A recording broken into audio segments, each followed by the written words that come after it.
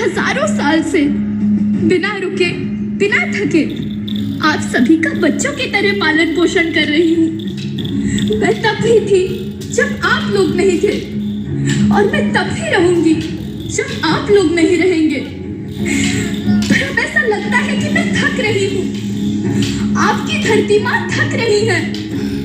रसायनों का छिड़काव, रासायनिक खाद और इन सब के कारण पानी एवं हवा में जहरीलापन, यही कारण है कि मैं थक रही हूँ।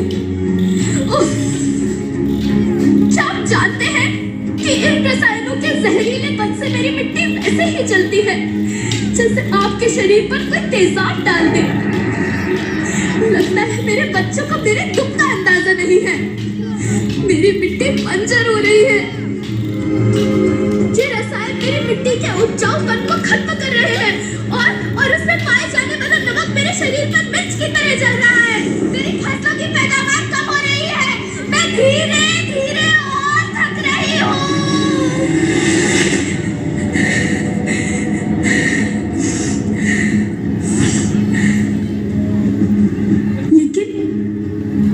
लेकिन अब मुझे याद आता है कि पहले मैं बहुत सुंदर थी, बहुत प्रसन्न थी, हमेशा हंसती थी।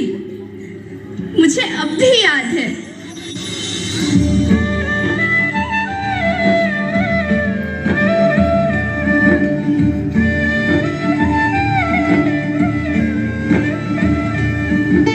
मैं तुम्हारी माँ सुंदर क्यों ना होती? मुझे तो सुंदर होना ही था, क्योंकि बीते जमाने में आप मेरे बच्चे ही तो अपनी माँ के रखवाले थे। आप लोग प्राकृतिक खेती करते थे और फिर हमारी सभ्यता में तो प्रार्थना भी धरती कल्याण की है। ओम द्यौ शांति, अंतरिक्षः शांति, पृथ्वी शांति, औषधयः शांति, वनस्पतयः शांति। ओम शांति शांति शांति।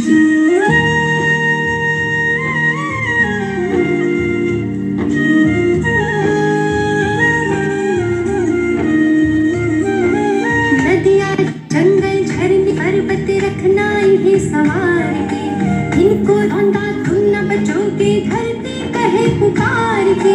बेमौसम की वर्षा होती, कहीं पे मिट्टी बंजर बनती, बंजर मिट्टी और भी तपती, धरती कहे पुकार के।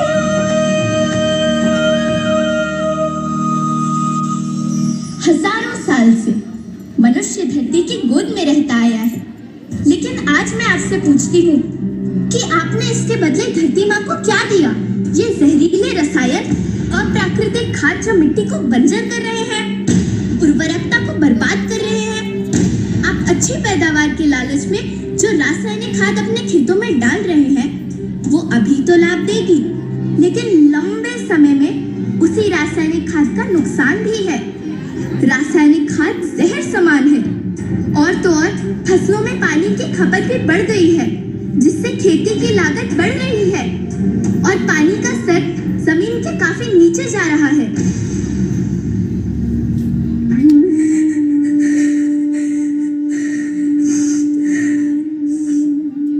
बच्चों, मैं तुम्हारी माँ हूँ। मैंने तुम्हें सुख से जीने के लिए पर्याप्त संसाधन दिए हैं, पर तुम्हारे लालच की पूर्ति के लिए नहीं दिए। ऐसा लगता है कि थोड़ी सी अधिक पैदावार और अपने लालच के लिए आप सब अपनी अगली पीढ़ी, अपने बच्चे के भविष्य के बारे में सोचना भूल गए हैं। सोचो, क्या तुम अपने बच्चों को ऐसे खेत देना चाहते हो जो बंजर हो,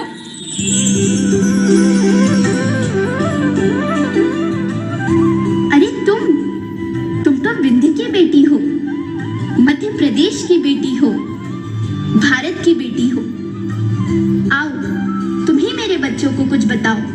धरती माँ, हम तो अपने बिंद के सवे जनन का केवल इतने कहे चाही थे कि प्राकृतिक खेती या समय के मांग बन चुकी है। प्राकृतिक खेती या उद्देश्य के साथ होत है कि जौने जमीन और हमरे मिट्टी के उर्वरकता बनी रहा।